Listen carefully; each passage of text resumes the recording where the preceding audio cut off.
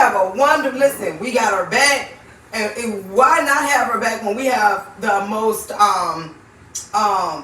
not so popular topic? A lot of people don't like to talk about it, but we're gonna talk about it. We got some wisdom in here to guide us in a good direction. But before we jump into the topic of our show, guys, we definitely have to talk about what's going on in Memphis. Oh yeah. You're talking about the Tyreek Oh my God. So information is coming out now that they saying that it's not even what they thought it originally was. Such as? So they saying that the story that they put out originally with the 5 cops, obviously, you know, everybody know beating Mr. Nichols to death, basically, clinging on to life. But apparently there was a police officer involved. Actually, it's 2. Okay, and then we're saying that there was emergency response people right on the scene. Yeah. There was a delay of 7 minutes before he got emergency care. We So still don't understand, like, what is this all about? Like, why did this even happen? Or why does it keep happening? Because we have so many. You know what, babe? I thought about it, and in order for me to come up with an answer, you have to go all the way back to slavery, to be absolutely honest with you, because see, back then they felt that it was okay to beat us, to hang us, to boil us, to castrate us. But this is, and it's still happening in today's society. It may not be that.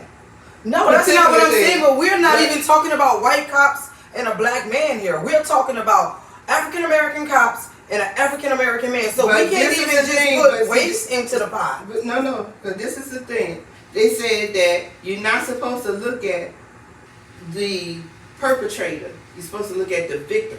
How can you not look at the perpetrator? Because of the simple fact, they were saying that police officers don't look at one another as race. They look at each other as in blue.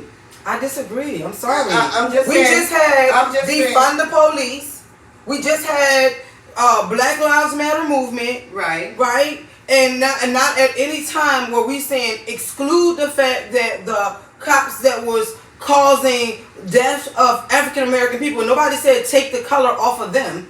We didn't hear that. It was about the victim, yes, who actually was injured and lost their life, but it also was the perpetrators that caused the loss of life. We weren't making all this noise. I'm not making no excuses for them, but see, this is the thing. Okay, their primary job was to de-escalate violence, and they are the ones who committed the violence. Okay, that was their primary job, to win the trust of the people, to de-escalate violence, and to bring peace in the neighborhood. So, but that's not what they did. We don't know if that tactic team that was put together wasn't effective. We just know that this tactic team, when this particular situation was not only were they ineffective, they was extremely violent and caused a loss of life. But Absolutely. I mean, considering the fact that we're also, you know, we don't know the statistics of what the crime number was prior to, and then this tactical team they put together, how effective it was. But now it also shines a light on the fact that if you were effective, is these the tactics that you were using to be effective? It just so happened this time y'all done went too far. One. And then number 2, you don't even have the right person. We don't even know why why Tyreek? Like, why? There is no rhyme or reason. And then when he was trying to get away, they apprehended him. And then they came out and said, we're going to stomp this ass. We're going to stomp his ass. Okay? Mm-hmm. Clear as day when you're looking at the video. Okay? So there was no rhyme or reason for what they did to this man. Even if they had to stop him, even if he was breaking the law, it's still there is no justification for what they did to that guy. No, I'm not justifying. I agree. I'm not saying that there's no justification. That's not what I'm saying. And this is the other thing. Yeah, this is another delay of care. 7 whole minutes. That's what they said. 7 minutes. And the first responders was on the scene. Not only that, you had other officers on the scene did not intervene or even try to stop it. Mm-hmm. Okay? Mm-hmm. You know, because for whatever the reason was, they did not intervene or they didn't try to stop it. Now, here's another young black man that lost his life at the hands of the people that's supposed to be protecting and serving. I agree wholeheartedly that this And is they a all tragedy. need to be held I agree accountable. that it's a tragedy, but I also feel that at this point, as people of color, that there is no more time to give to talk. Now, Because we if need you some look action. at the grave injustices that we have faced as brown and black people, African American people through history and through American history, even like as you mentioned, going all the way back to the dark spot in American history, which is slavery. Our people were people of action. Our people showed up. Our people, like Harriet Tubman, that said enough is enough. We're gonna get up. We're gonna help. I'm gonna help y'all get out of here. We're talking about how they showed up in the different American wars and don't have credit. They don't get the credit for the work that they put in to defend this country, right? So now we're going back into that. We can even look, in recent that is not so far away in the civil rights movement. When we had Malcolm X and we had the Black Panther parties and we had nonviolent movements with Dr. King, we had all of these things where our people were able to show up and show action. Okay, so we have Black Lives Movement now, right? We have Black Lives Matter, but Black Lives didn't seem like it was really mattering much before it was a grave loss of life when you saw it being lost at the hands of Caucasian cops, right? But what about every single day? Every single day in our neighborhoods, we're seeing a grave loss of life of our black men and our brown and black African American boys and girls. I was just heard on the news, it was 90 kids in the educational system in Philadelphia that has been victims of gun violence since school started. 90 children have lost their lives since the beginning of school.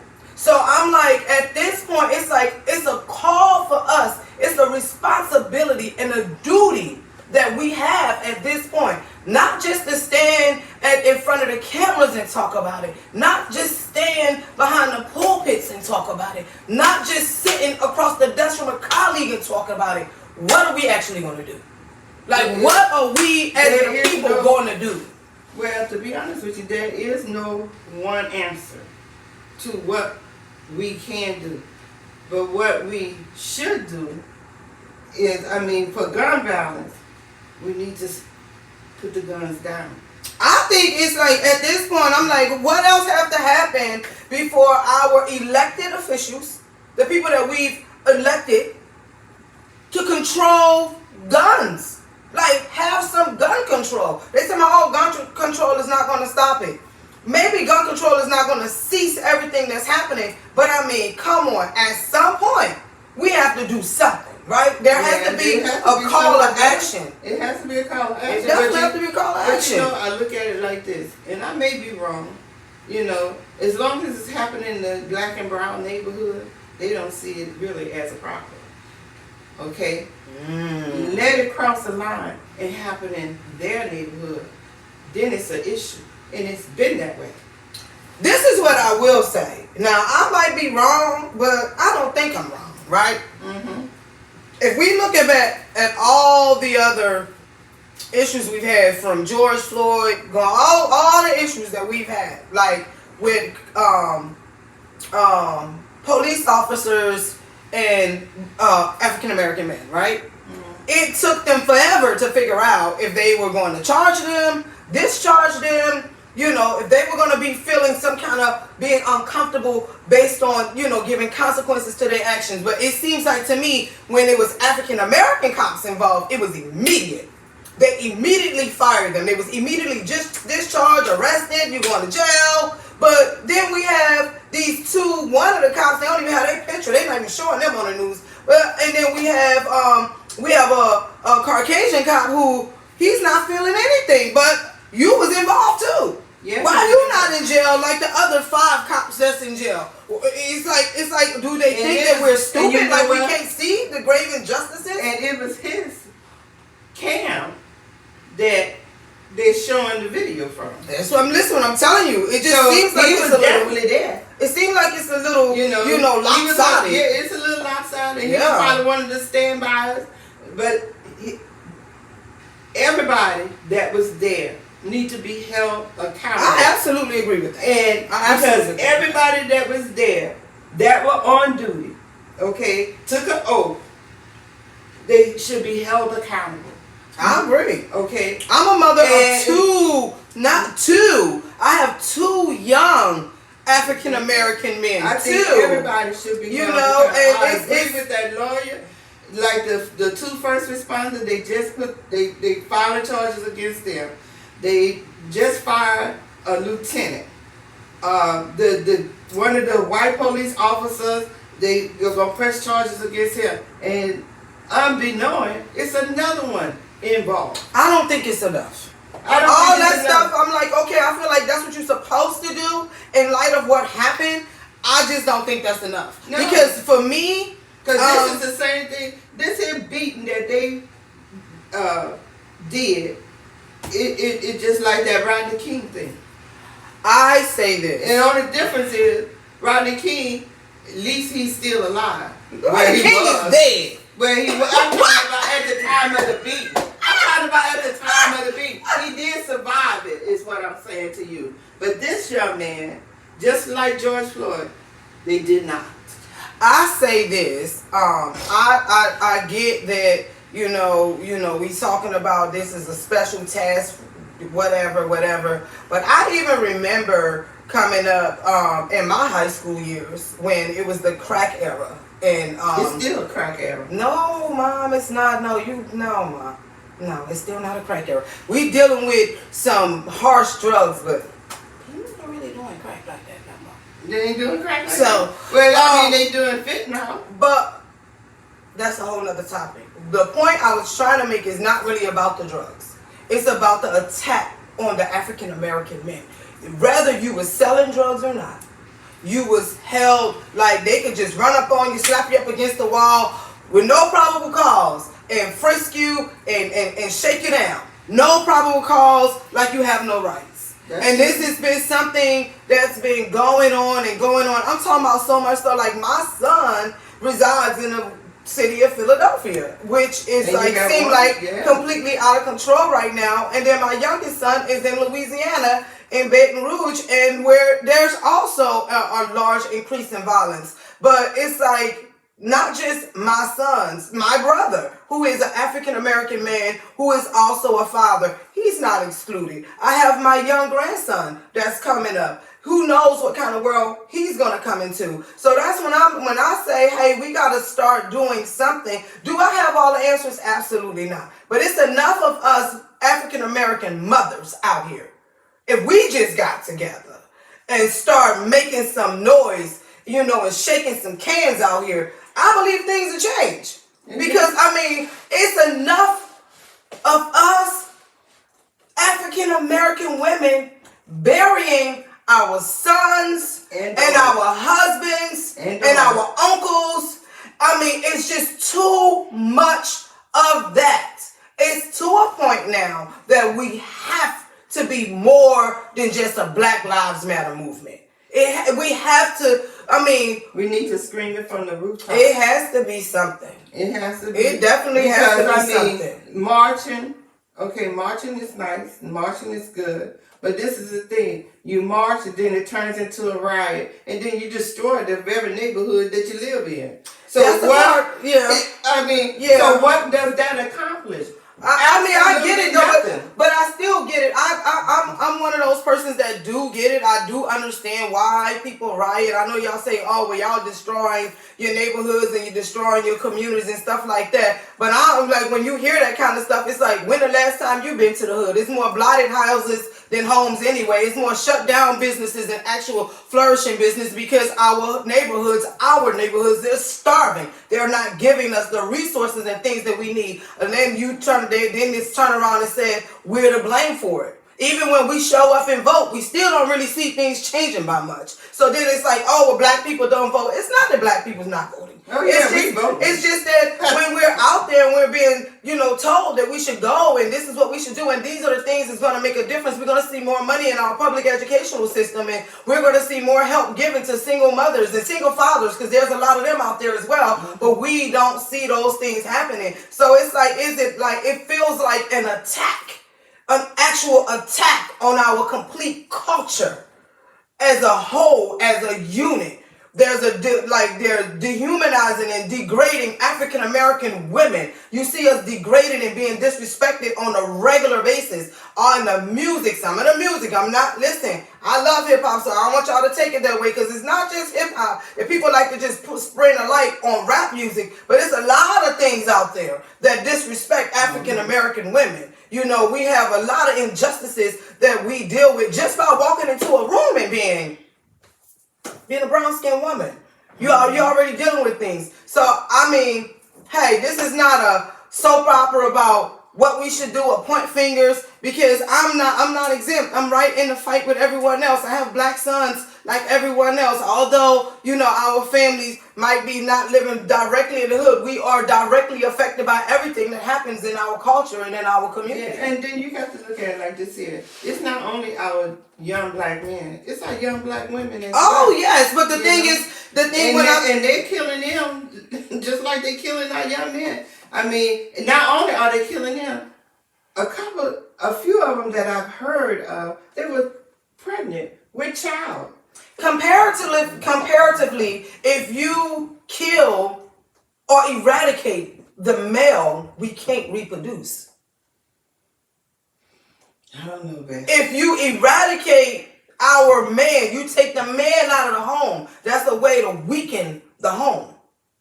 Yeah. So it feels very tactical. Yeah, it is. It feels very tactical. Yeah, it is. But, I hope that everybody get a chance to come and join in on our conversation. This is a really great conversation that we're having tonight. It's all across America is being affected by what has happened in Memphis, Tennessee. But it's also happening, when it's not on the news, right in our neighborhoods, right next door sometimes, right up the street, around the corner. It is affecting our children. It's affecting our grandchildren. It was affecting our husband and wives. Mm-hmm. It's affecting how we move and how we interact on a daily basis. So, hey, if you have something that you want to add to the conversation, I would be more than happy to have you to join in. Thank you so much, Instagram. Y'all always showing us so much love here on the She Shack, and we absolutely appreciate y'all so much. Facebook, I thank you guys. You show up for us. YouTube, we've had an increased amount of subscribers in the last week on YouTube and on Facebook, on Instagram, and we thank you guys so much for doing that. So what? I'm not gonna break it, but I'm gonna ask my mom to log on so that we can actually see what the comments are or questions or things like that, so that we can actually respond to you, because I can't really see you that much, but I can tell there's a couple people on there that I love so much. And I thank you for your continued support. So we're gonna get my mom logged on to the Instagram so that we can actually see. You want me to go Instagram? We're gonna see what the comments are and see what people are saying, so we can engage with you in the conversation. Let me see. I don't know what. But as she's doing that and logging on, I'm gonna try to help her out a little bit, y'all. We're gonna try to help her out a little bit. And look, we don't even have no liquor in the She Shack tonight. It's gonna be a little struggle for us. But while she's doing that, I also want to remind you that tonight we had a topic that a lot of people had been asking me to kind of unpeel and unfold, and it was people pleasing. Some people call it brown nose, and some people call it kissing, but you know what I'm talking about, right? So we're gonna kind of unpack that a little bit and talk about it, about people pleasing. You still need a little help? I'm coming. Just give me a minute. While she's doing that too, I'm just gonna keep the conversation rolling, because there also was a mass shooting in California. Florida, actually. They had one in California too. Well, I guess I missed that one. I'm talking about, it's like the world is going absolutely bananas. You know, last week when we was talking about what was happening in California, you could not miss the fact that mental health definitely played a part. And then this week we're talking about actual intentional. It was not they said, oh, they mistakenly killed him. I disagree. It was not a mistake. If you are stomping somebody out and kicking them in their heads and carrying on, what did you think was going to happen? You know, so yeah, I don't think that was... I got pictures. No. That's not it? No. So if Mr. Trench, if you're watching, we actually having some technical difficulties down here because we wanted to engage in the conversations with our viewers. We have viewers all over the place, and I see words coming up on the screen, but we're not able to see what y'all talking about. So I'm gonna just get up so I can get to the screen and read what's up there to make sure I'm not missing anybody, okay? So let me see what y'all got here. Hasn't she though? So the ignorant intellectual says, Mama been cussing more and I'm here for it. I know, girl, isn't she though? She has definitely been carrying on a scandal. Calamity is a part of the process to changing the world. Change happens by force. And I do agree with that. That isn't that's a powerful point actually to make, because it's unfortunate, like change actually does happen by force, and I think historically it's just been proven time and time again that that's exactly how change happens. Yeah, that's Instagram. Yeah. Hey Brittany, thank you for tuning in. Hi Regina, we see you. You can sit down there. Thank you. So we got our technical facts. Just gonna get back over here real quick. We never hit Instagram or Facebook. So we can jump right in, huh? Instagram or Facebook. Whichever one that you can get her onto at this point. Just because like on Instagram, I just saw a couple of things right there, but it's a very interesting point that was made when she said calamity is a part of the process to change. People say that on Instagram. Yeah, I'm looking on Instagram, and then what did she just put on there? Because I'm telling you, I'm trying to see. You on Instagram? I'm still processing the notion of there being an attack on black men. Absolutely. That there is absolutely, she said, I'm still processing the fact that there is the notion that there is an attack on black men. Like, absolutely, I think that it was an attack quietly, on the scene at first. And when I say quietly, because mass incarceration is real. That's an attack on our men. When Tremaine and I went down to the African American Museum and they were showing information about Angola, right? And it was 90%, greater than 90% of the men that is incarcerated in Angola will die there. They will die there. Okay, and greater than 87% of those people that are incarcerated there are African American. African American. Like, just let that sink in for a minute. Just let that sink in for a minute. There has been an attack on our men, and it is a continuous attack on our men to try to weaken our homes and weaken our culture. Like, seriously. It's and think about how many of them in there that didn't actually commit the are we gonna really go there? Are we gonna really go there? Yeah, we can go right there. She's starting the scandal in this She Shack tonight. Is we really gonna go there, honey? Is that where we gonna go? Well, you gotta think about it. Look, history is proven itself that a lot of our black men were incarcerated, did serious time. Serious, double-digit kind of time. For crimes they did not commit. Absolutely. Okay? Yeah, absolutely. They did. It looked like we starting to see more and more of that, on 48 hours, they'll try to slide it in there at 11:30 at night when they think all of us are sleeping, we not watching, but we got to wake up. We got to see what's happening. Really? Yeah, it actually, and then see the other thing that really burns my biscuits since y'all say I'm cussing. No, we ain't saying you cussing. No, you are cussing. Well, that's how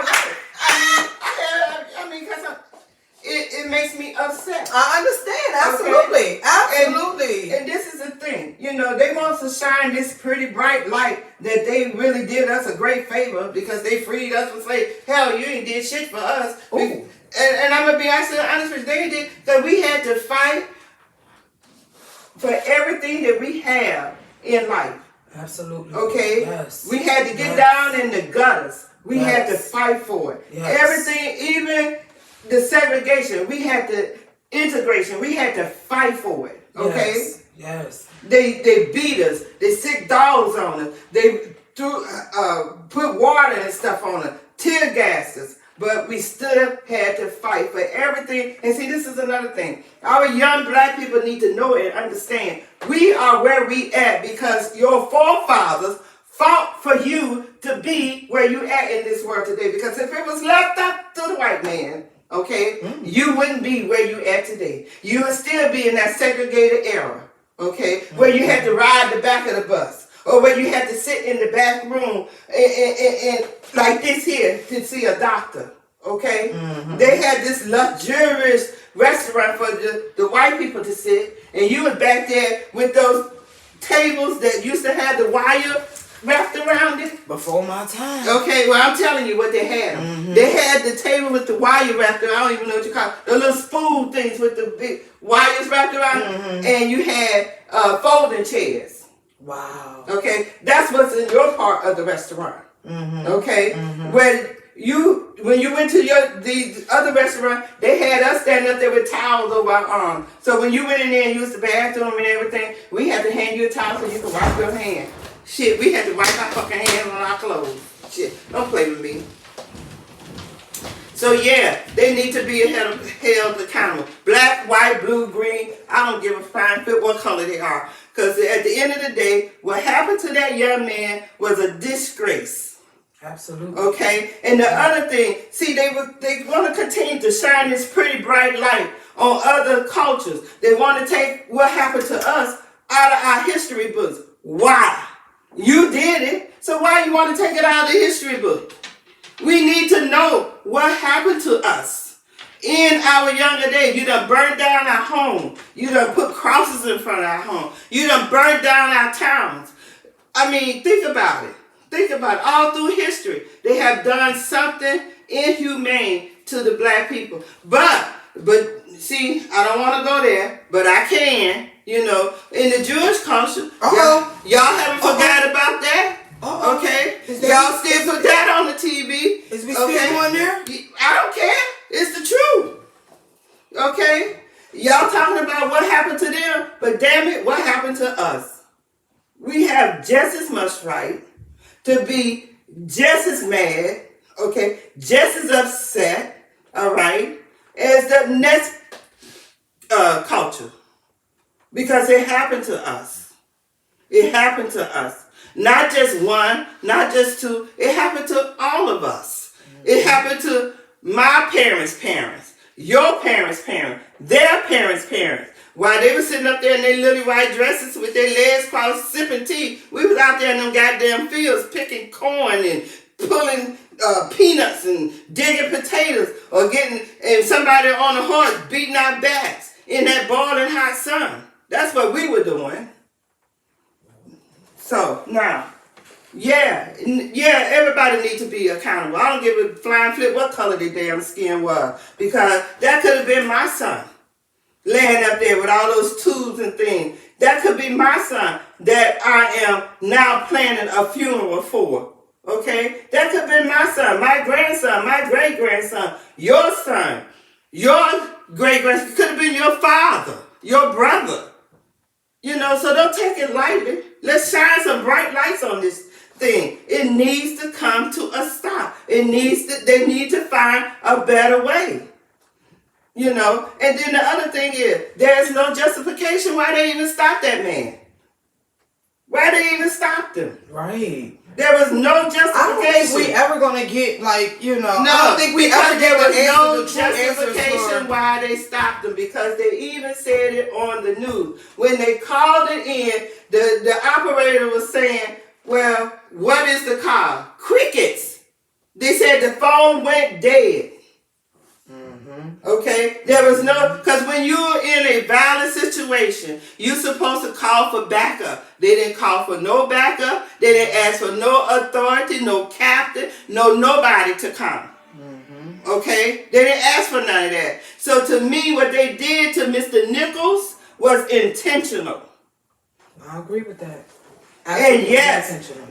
yes, that everybody involved, whether you put your hands on them or not, you were standing there, so you're just as guilty as the people that actually did the beating. So every damn body needs to be accountable. That is exactly how I feel about it. And I don't really care who knows it. Well, I think we are very clear on how the co-host is feeling about this situation, and I believe that is the sentiment of just about everybody. I think we all are just like had enough. Yeah, fed up with it. We've had enough of seeing our black men faces plastered on the TV every single day, and our children are being buried every single day. It's definitely time for a change. Yeah, and it's time for a change. You know, I mean, it's one thing to sing about it. It's one thing to talk about it, but it's entirely different when you do something about it. So we're gonna kind of switch gears a little bit. Because, yeah, we're gonna switch gears just a little bit. Because I did also want us to take a little time and address the topic of tonight. And the topic of tonight, really, we were talking about breaking the habits, like the habit of being a person that just please other people. Like you will put the needs, not in a kindness kind of way, but in a like, you go to the extreme to please somebody else. Even if it meant You putting talking about yourself, like a people pleaser? yeah, like even if it meant putting yourself in a horrible situation, like say somebody come and ask you for $1,000, but you have the $1,000, but you need it to pay your bills. But you give the $1,000 to them because you feel that it's going to be, it's going to give you greater attention or gratitude or something from the other individual. So you just going all out your way. You just going all out your way, putting yourself all in a hole for somebody else. And at the end, feel some type of way when that person don't give you the gratitude that you're looking for. You mad at them. Well, my dear, What she said on there, Yeah. these two topics are deeply related, people pleasing and fools. Absolutely. That's why I said when we would switch gears a little bit, they are absolutely connected. Absolutely connected. But I can see it. You can just kind of like lean it over there a little bit. okay. So I had posed a question and asked how many people will actually admit that they have this trait, that they have a trait of being a people pleaser. Like, are you willing to be transparent enough to say, you know what, I'm guilty of that. I did that. Well, you know what? When I was working, when I first went into nursing. You're gonna make your stories faster because you're running out of time. All right. When I first started working, when I got into the workforce, how can I put this? You had to, as a black woman in the workforce, I had to do double the work for the same position that my counterpart had. That don't make you a people pleaser. Okay. Yeah, because you was like, yes, boss. Okay. So you felt like you had to kiss some ass. Yeah, to get where I had to go. Yeah, you did. It was like you was a bona fide gopher, to be absolutely honest with you. Really? I mean, that's how I felt. Mm-hmm. All right? Mm-hmm. Go do this. You do that. Go do this. And the other people, they sitting there, and they have the same position that you have, but they wasn't doing it. Okay? Wow. They wasn't doing it. So at what point did you feel like, you know what, I'm not kissing no more ass. This is over with. Yeah. Well, at what point, like, do you feel like, you know what, I'm just going to take a stand for myself and I'm just not doing it. Black or not, I don't don't care. I'm not doing it. You know what? That point came to me when they caught me wrong one day. Oh, they ran on you. You was having a bad day. Yeah, I woke up on the wrong side of the bed, Mm-hmm. and they handed me that piece of paper, and I handed it back to them. Okay, and I told them to do it themselves. Well, If you want it done, you do it. Okay, or you get them to do it. Cause damn it, I'm tired. My feet hurt. I'm tired. I don't want to do it anymore. Okay? I kind of feel So- like a little different though. I understand what you're saying, like, you know, I handed it back being to- in a 'cause I situation got to at work, but I'm not just talking about But in it the doesn't- workforce. It I can be at mean, home. it could be with your friends. It could be people that supposed to be your friends. It could be sometimes people attach to people for what they can do for them and or what they can get out of you. Absolutely. Because they can see that there is something in you that's like, I want the attention. You understand what I'm saying? So if you constantly saying, oh, I got it, here you go. Oh, thank you, here you go. Oh, I got it, I'll do it for you, here it is. Yeah, that sounded like me for a while there. Exactly. So what Because I'm I saying, didn't know. You know what? I think I said this once before on another one of your other shows. I had to learn how to say no. Okay, I did. I had to learn how to say no. There's a question, and I like this question, that says, if something is divinely ordained for you, will God require you to kiss someone's ass for it? Absolutely not. Absolutely not. God, when God has something for you, it's for you. You don't have to go doing no extra scrubbing, doing no extra anything, because it's yours already. So if God says, I'm going to bless you, or divinely ordained for you to have this house, or this new car, or this promotion at your job, or increase in your territory, you're not going to have to go say, oh, Mr. Sir, ma'am, or have to be brown nosing to get it. I don't believe in brown nosing. I ain't doing it. I'm just going to keep it 100. That's why I wanted to have this discussion, because one thing for sure and two things for certain, my ancestors did enough. Yeah. Like my mother said, she done been through enough. What I'm not about to do is allow you to make me feel inferior in what I know what my capabilities are. Or I know what I'm bringing to the table, but I gotta kiss your ass. I'm not gonna be able to do it. Fire me, goddamn it. Oh, so now you cuss. Yes, fire me. I'm fired. You go. You ain't gonna have to fire me. You can fire me from your job. You can fire me from this friendship. You can fire me and not want to speak to me no more from a distance. I don't care. Because what I'm not about to do is kiss your ass for you to get along with me, or I'm not about to be going and brown nosing you and giving you any and everything you want just so me and you can get along. See, I have been a person, I love this topic, and I'm going to be very transparent about it, because I have been a person that was guilty of being too nice to people. I actually had my great aunt to tell me the last words before she closed her life, closed her eyes and transitioned on and went to glory. She said, you have to stop being so nice to people. And it took me a while to understand that. It took me a long time to understand what she meant when she said that. She saw something in me that was people pleasing. Mm-hmm. And it took me a minute to gather that. I'm talking about I got my feelings hurt over and over and over and over and over and over again. Oh, you know, from one friend to another friend. I see a need, so I think I'm being nice, so I'm gonna go buy these groceries because my girl ain't got no food in her house. But you got a husband.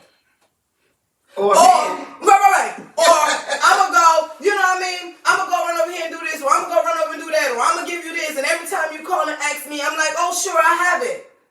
Oh sure, I'll give it to you. Even when it was putting me in situations where technically I might have had it in my hand, but didn't have it to give. Right. You know what I mean? I always found out the fact that, you know, I was that person that used to always, my door was always open, you know. But when it was time for you to open your door for me, it was not there.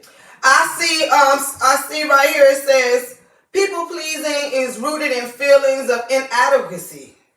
When you start seeing your own worth, you will lessen people pleasing. And And you she's know what? absolutely right. You know what? I didn't even want to open that can of worms, to be honest with you. I didn't even want to go there. But since you want to talk about the personal inadequacies, and I will attach to it insecurities, I knew that was something that I had. I had major inadequacies, or I felt insecure about myself. You know, one of those things, a shadow was put over me for being a teen mom. A shadow was over me that had me feeling like, people would constantly say, oh, you ruined your life because you've had not one, not two, but 3 kids out of wedlock and you ain't even 21. So people had a whole bunch of things to say. Even so much so that I felt like I had failed as a person. I felt like I had failed my mother as her daughter. I felt like I had failed my father with the expectations that he had of me. But more importantly, I felt like I had failed myself. So I had gotten to a point where I felt like if I did more, people would appreciate me more. People would have more gratitude for me being around if I did those things. But what did you find out? What I found out was it was good while it lasted. You know what I mean? People like, long as you got your hand out here, here, and here, and you going and running and doing, it's all good. But what happened was my bottom fell out and I needed somebody. And there was nobody there. When I tell you a phone didn't ring, I didn't get a card, I didn't get a text message, I didn't get a visit, I got nothing. Nothing but entitlement. So it took for me to fall on my ass. Mm-hmm. It took for me to lose and felt like I was losing everything. There was a point in my life where I had no job. I had lost my apartment within a 48-hour period. My husband and I was looking for somewhere to go, put out furniture. I mean, it's been some dark things to encounter. But it took when, people always felt like, oh, she'll bounce back. Oh, she got it. And as soon as they saw me on my feet a little bit, it was like, oh, let's go out. Let's go party. Let's go do this or let's go do that. No, they don't really want to talk about what it took for you to get where you were. I just had a friend tell me just on Sunday when I was feeling like I had something I was feeling a little discouraged, and I had a friend that I felt like, I could confide in, and I was saying like, things in the market for me has been slow and I hadn't been working and, things were getting tight and things of that nature. And she turned around and she says to me, well, that's what you get for trying to live like the Joneses. Really? Well, and I'm like, let me tell you something. The Joneses. I know that's takers always gonna take. Absolutely, takers are gonna always take. But it takes for us to do some self-improvement with us, right? And start really spending some time with us so that we're not feeling so insecure and inadequate, that we know what our worth is. We know what we're bringing to the table. And that we can thrive without having a room full of friends. Yeah, when you get comfortable with being by yourself, then you know you all right. Exactly. Because that's the thing. I mean, why would somebody say you living like the Joneses? Hell, the Joneses ain't did nothing for you. First of all, I don't even know the Joneses. Let me just say that. I will tell you this. I don't see no Joneses when I'm sitting up in front of that computer till 1, 2 o'clock in the morning trying to figure it out. I didn't see no Joneses when I was working 16-hour shifts. I worked 16-hour shifts, 45 straight days. 16 hours to make sure that things was taken care of for both myself and my mother. So when you say living like the Joneses, nah, boo, I'm not trying to live like the Joneses. I'm living like what I've been destined to be. Because faith without works is dead. So I'm going to put the faith in, so I'm trusting God for big things to enlarge my territory in magnificent ways. So please, by all means, don't get it twisted. I know that's the truth. I know that's good. Would you say some of this convo is about the big systems out there designed to kill us, but some of this convo is about personal accountability? And you are absolutely right, because you know what, sis? I take accountability for my part. Mm-hmm. My mom always used to say, I'm gonna tell you when you know you grown. Remember this? This is what my mom used to say this to me. My mom used to say, I'm gonna tell you when you know you're grown. Cause see, there's a difference of knowing you're grown and thinking you're grown. It sure And she used to say that. She said, when you know you're grown, you take accountability for your own shit. But when you think you're grown, you blame everybody else for your shit. Make sure y'all write that down somewhere. When you know you're grown, you take accountability for your own shit. But when you think you're grown, you blame somebody else for your shit. So I don't blame nobody for, the things that has happened. I ain't mad at you or nothing like that. We just not doing that no more. And then she said, some of this convo is about big systems out there designed to kill us. Yes. I mean, when we started our conversation, we started talking about what was going on in Memphis. Yeah. And what had transpired. We mentioned a little bit about what the mass shooting in Florida. And I just want to say, the She Shack sent is, deepest condolences to both families, all families that have been affected by that. But the system is actually created to make us look and feel inferior. And we have to beat down the walls of that inferiority. That's what Martin Luther King was all about. Not just Martin Luther King. I said Malcolm X, but listen, Chisholm, all those people out there that went and fought for us so that we didn't have to do what? We didn't have to kiss ass to the boss. Because right here she said, for example, a job demanding me to kiss a boss ass means that I am personally out of alignment. It doesn't mean I gotta kiss ass to excel. Girl, now you done said too much. I'm gonna give you all these steps in a circle because you done just really went there. Because she said a job demanded me. By the way, that's my girl right there. You know who that is? That's Shawty. Hey, Shawty, she keeps the best conversations. I love her. Let me tell you something. I learned something in being a circle of friends, and I'm gonna address this what you said right here. But I also want to tell people what I learned is if you the smartest person in the circle of friends that you're in, you in the wrong circle. You in the wrong circle if you the brightest bulb out the bunch, not the circle you need to be in. So I'm so excited because guess what? In that circle, with this young lady right here, I'm definitely not the smartest one in the room. But baby, what she gives to me and what she pours into me and how she supports me and push me past my comfort zone, you need to get you one. Because you can't have that one.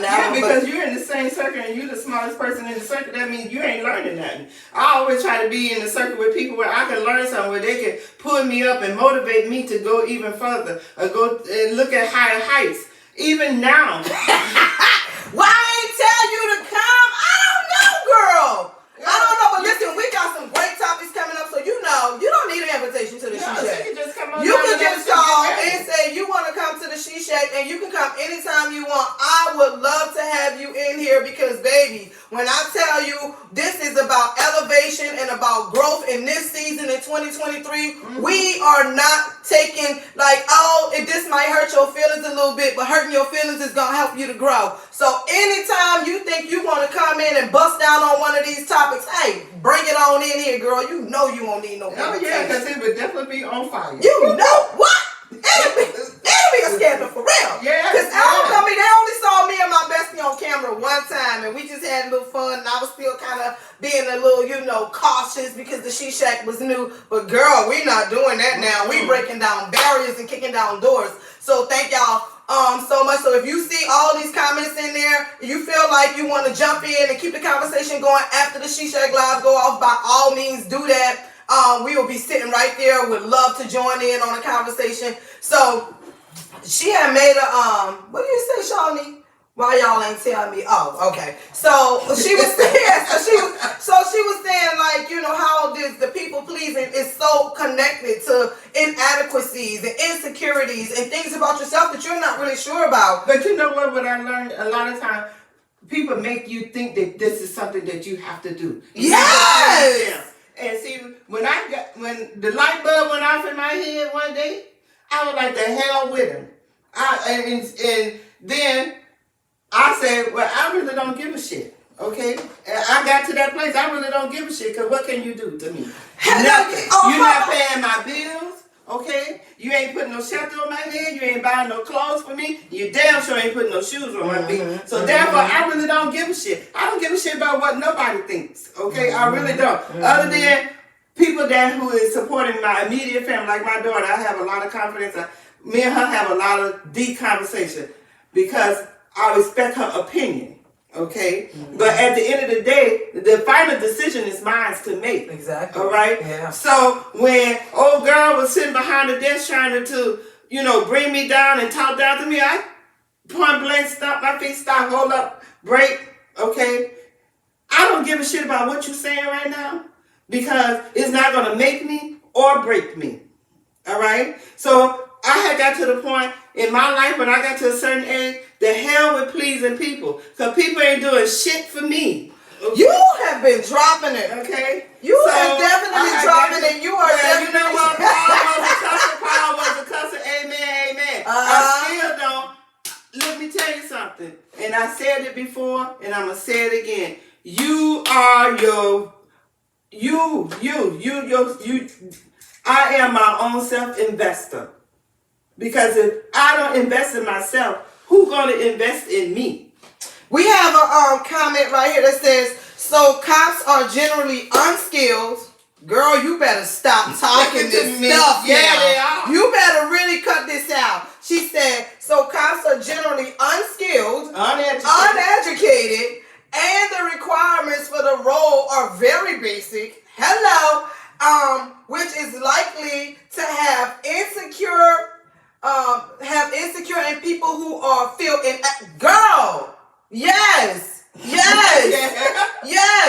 Because a lot of times, like, now come on. How many of y'all know of a cop that used to be, in high school with you, used to get bullied? Then, they start going to the gym, buff up a little bit, join the police force, and think they all that. You know what? My patient said the same thing. I'm just saying. I'm just saying, how many of us really know? Because, everybody know at least one, that you was bullied or talked about or whatever in school. Or you dressed funny, they bullied you, and whatever. You get out of school, you go to the gym, you buff it up a little bit, you go down to go down there with the police, sign up, do the little application, y'all gotta go do the little training and all this and all that. Then the next thing you know, they're a cop. You see them same ones beating the street, they hiding behind the badge, now you talking shit, you think you better than everybody else, respect me, you gotta respect me because you in blue. Nah, I'm sorry, you got to miss me with all of that.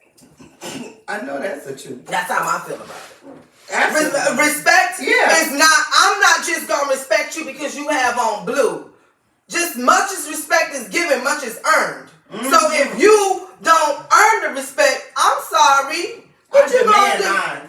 Listen. I demand my respect. All I'm gonna say is this. I demand it, and you're gonna give it to me. Ooh, Tremaine said he disagreed. He don't like that statement. Ooh. How you disagreeing with the facts? Look up by the city requirements for a cop. It doesn't demand a college degree, no psychology classes, no understanding of the human psyche, none of that. Oh. I think we got us a little discussion going on in the chat. I absolutely love it, guys, but I'm thinking when you think about it, though, I'm not saying all cops is like that, Shawnee. I'm not saying all cops is like that, but I'm saying we know some that's like that. There are some great cops out there, but I really, really enjoyed when I had a conversation a little bit while back when my husband and I went up North Jersey, and we sat down with the owners of We Are Wonderfully Made, and he gave us a little background information on police history and slave trade. Come on in, Mr. Trent. That's my boy. Oh. You might have to go on the guest side. This is the hostess side. We about to change this up. Oh, no. You got to go over there. Wait. What you got to say, son? I need to do this again because I disagree with this.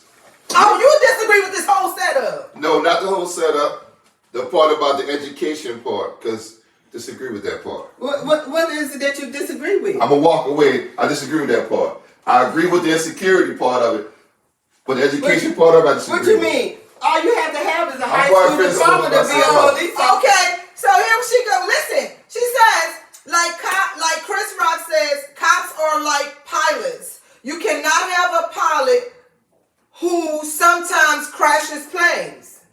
Oh. Yeah, because a police officer only have to have a high school diploma. Okay? That's all you need is a high school diploma. I understand, and listen. I'm not kind of baking soda on this topic. I actually love the topic because I'm not a cop hater per I'm not se, a cop hater. but I don't like the power tripping. Like I do not. I'm not with the power tripping. Now y'all know I've been locked up a few times. Ooh, So you know I done had me a few run-ins with the power. But she ain't do no time. She just got locked up. They arrested me. Well, I mean, And they put arrested me too. handcuffs on me. But that was like really a joke. But No, that wasn't no joke. no, for me. but I really but did I get will arrested. say this. I had an incident as an African American woman dressed in my nursing uniform on my way to work. Got pulled over in the state of Maryland in Caroline County, and I was treated like trash, less than trash. I had a cop that didn't know how to put the handcuffs on me, that was twisting and pulling my arm back. I'm screaming. So many of my rights was violated because there was not even a female officer present. Okay? This was during Corona time. I wasn't even offered or was allowed to wear a mask. Now, I don't even know what your status is, but I guess you more concerned about if I'm going to give you something than you giving me something because you white and I'm black. Because that's what it felt like. I ain't going to sugarcoat it, Caroline County. Y'all treated me like shit. Okay? But this was the crazy part about it. This was the kicker. It was because of y'all that you arrested me because I paid my ticket. I showed up for court. But y'all filing was messed up or was short-staffed because of the coronavirus pandemic that you done wrongly arrested me. Had the district attorney or whoever he was to say, oh, well, Miss Trench, we just gonna let you go. Oh, that's what they did? Yeah. Now, let's not even talk about how they tried to put me in a holding cell that was the toilet full of shit and dirty and look, I'm standing at the door like, y'all already got me locked up, so let me tell you right now, I'm not going in there.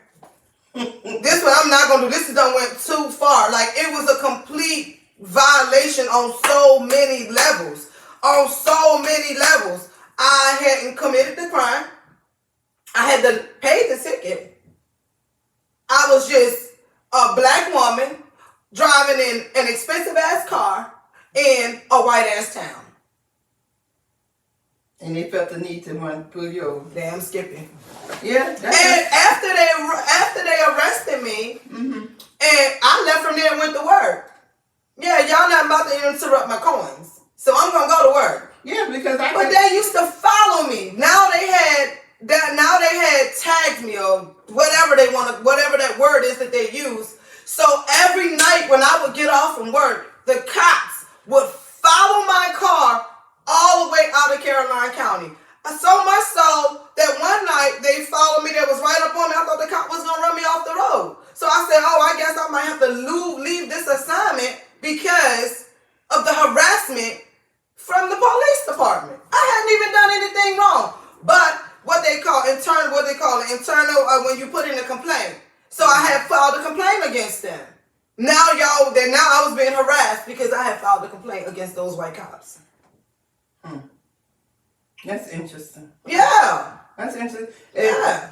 But why are you saying you've been pulled over? I've been pulled over by. He said, don't leave out and looking good. I know that's right.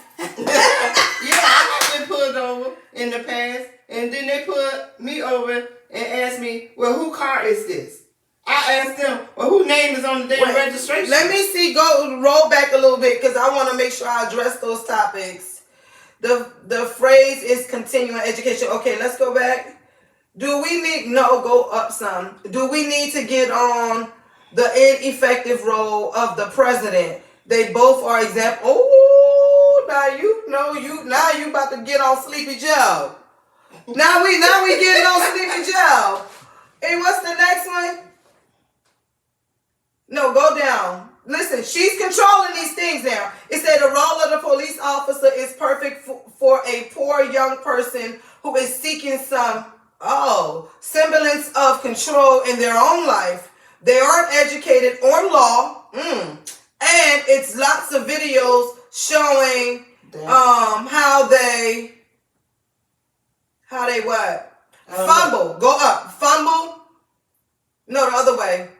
Fumble legal stuff, but they're executing law. Listen, now you done said something, because I am one of those people that firmly believes that if you're going to be a part of the judicial system, even a police officer, then you should have some educational background that's teaching you about the laws that you are absolutely enforcing and executing. So I believe that's a very good point.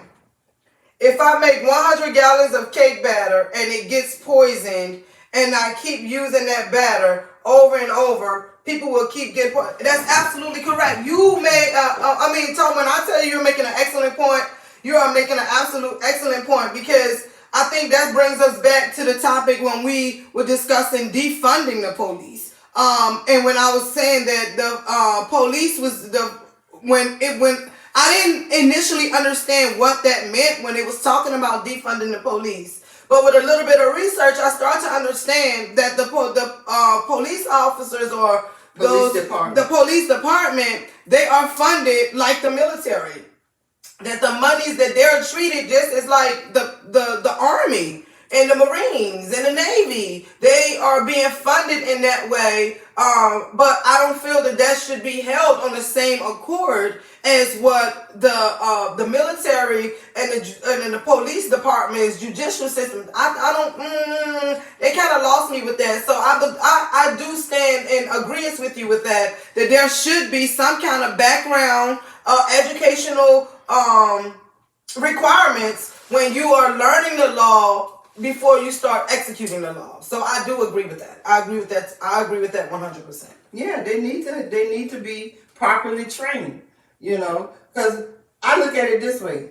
Say, for instance, I go into a doctor's office. You got on a white coat. Now, you're supposed to be a doctor, but you never went to medical school. How in the hell are you going to treat me? Absolutely. And then she also points out a very strong point, and I was trying to get there before the point went out, where she was saying about how the policing actually started. And policing actually started, I don't know how many people are aware of it, but policing actually started with slave patrol. But they used the same symbolization as it was used during the time of slavery. And their job back then was to catch slaves that were running away seeking freedom. So the question was posed is, how can we utilize a system that was created to control slaves in the 1800s in 2023? Like, how are we still using the same tactics and the same concept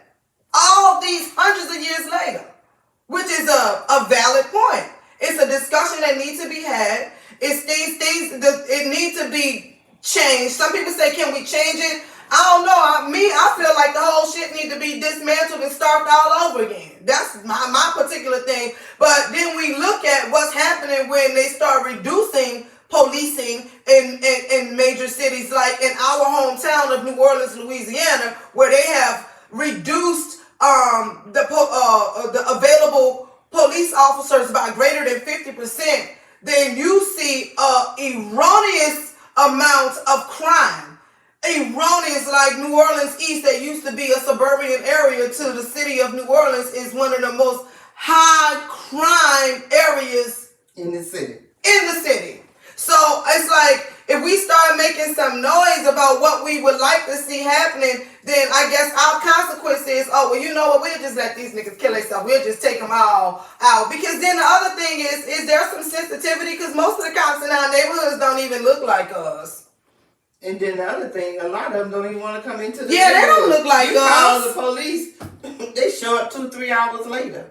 You know. Yo, this was everything a is hot already open. topic. I have enjoyed it. The issue is that policing is overfunded, but services that will actually reduce crime are underfunded, and I absolutely agree with that. It's just like telling somebody to go to rehab when they have an addiction, but there's no services available for them to do it. You know, like, it's like you tell somebody that they need to do something, but you don't give them the tools that they actually need to get the job done. This has been an absolutely amazing topic. I'm talking about how we have this. Oh, somebody said policing, it don't prevent the crime. They're responsible for the crime. They respond to the crime. Absolutely. There is no preventative measures. It's like, some people, I'm trying to think of the saying my mom used to say, don't be reactive. That's what she used to tell me. She said, stop being so reactive and be proactive. And that's the same thing with the police department. They are so reactive to crime. They just wait for the crime to happen, and then they going out to, spread out the yellow tape, count how many shells is on the ground. And don't get me wrong, I do not believe that we live in America that we cannot have police officers. We need them. I ain't gonna lie. They make me feel safer. I ain't gonna tell them a lie. I'm telling the truth. I don't want to live in a world where there ain't no cops. I just don't. Okay. Well, what you want? I have truly enjoyed this conversation. I'm getting to watch, y'all. I'm getting to watch. I think we went a little bit over our time. But before we end our night tonight, I always like to remind you, on Tuesday, it is Thankful Tuesday. Every day of the week, we have it named something to encourage or inspire and or empower us. On Mondays, it's all about infusing our lives with happiness. And on Tuesday, it's all about infusing our lives with thankfulness. On Wednesdays, we infuse ourselves again with endless joy. So I am going to tell you tonight, no matter how difficult the situation may be, no matter how great the loss is, God is greater. God is greater than any obstacle that you have faced or that you are facing. God is greater than any challenge. He's greater than any short. Like if you looking at your account right now and it's like, oh my God, this money is short. Don't worry about it. God is going to fill the gap. Be thankful for what you have. If you just take an account and look around you, I can guarantee you there's something to be thankful for. I love y'all so much for tuning in and encouraging us and empowering us and got this She Shack growing. And I'm telling y'all, you're showing out. I love it. I absolutely appreciate you. And I look forward to seeing you next week. Thank you for tuning in to the She Shack, guys. Good night. Good night. Thank you. I think we still on, so I'm posing like I got pictures. Yes, indeed.